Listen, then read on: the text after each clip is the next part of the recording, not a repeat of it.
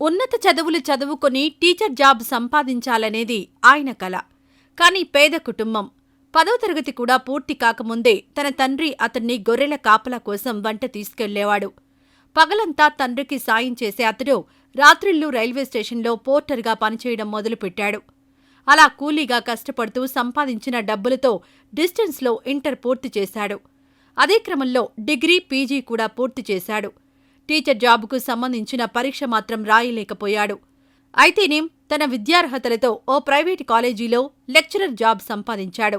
తన చిరకాల కల నెరవేరిన తర్వాత ఎవరైనా ఏం చేస్తారు? ఉన్నదాంట్లో కాస్త ఉన్నతంగా బతుకుతూ రిలాక్స్ అవుతారు కదూ. కాని మన మాస్టారు మాత్రం నేటికీ రైల్వే స్టేషన్లో రాత్రిళ్లు కూలీ పనులు చేస్తూనే ఉన్నారు.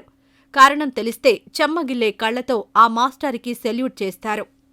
ఒడిశాలోని గంజాం జిల్లాకు చెందిన సిహెచ్ నగేష్ పాత్రో వయస్సు 31 ఏళ్లు. ఆయన పగలంతా కాలేజీలో పిల్లలకు పాఠాలు చెబుతూ రాత్రి రైల్వే స్టేషన్లో కూలీ పని చేస్తున్నారు. కూలీగా సంపాదించిన డబ్బుతో పేద పిల్లలను చదివిస్తున్నారు. తనలాగా పేదరికం కారణంగా ఇంకెవరూ చదువుకు దూరం కావద్దనేది ఆయన తపన. కోవిడ్ సంక్షోభ సమయంలో విద్యాసంస్థలన్నీ మూతపడ్డంతో ప్రైవేట్ టీచర్లు చాలా ఇబ్బందులు పడ్డారు. నగేష్కు కూడా ఇదే పరిస్థితి ఎదురైంది. కాని అందుకాయన బాధపడలేదు.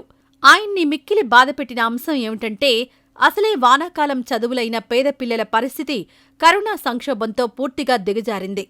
వారి చదువులు ఆగిపోకూడదనే తలంపుతో పాఠాలు చెప్పడం ప్రారంభించారు. 6 విద్యార్థులతో మొదలైన ఆ క్రతువు చూస్తుండగానే విస్తరించింది. నగేష్ హిందీ, ఒడియా సబ్జెక్టులు బోధిస్తారు. మిగిలిన సబ్జెక్టులు బోధించడానికి మరో 4 టీచర్లుగా నియమించుకున్నారు. కోవిడ్ తర్వాత పరిస్థితులు కాస్త మెరుగై పాఠశాలలు తెరుచుకున్నా నగేష్ కోచింగ్ సెంటర్కొచ్చే విద్యార్థుల సంఖ్య మాత్రం తగ్గడం లేదు. అందుకే ఎన్ని ఇబ్బందులు ఎదురైనా వారి చదువులు ఆగిపోకూడదని నిర్ణయించుకున్నారు. అందుకోసం రాత్రిళ్లు పోర్టర్గా చెమటోడుస్తూనే ఉన్నారు.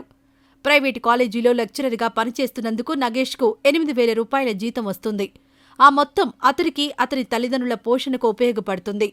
కాలేజీ ముగిసిన వెంటనే తన కోచింగ్ సెంటర్కొచ్చి 4 క్లాసులు చెబుతారు.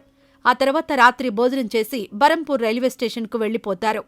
పోర్టర్గా పనిచేయడం వల్ల నెలకు 10,000 నుంచి 12,000 వరకు దొరుకుతాయి. అవి మిగిలిన టీచర్లకు జీతమివ్వడానికి సరిపోతాయి.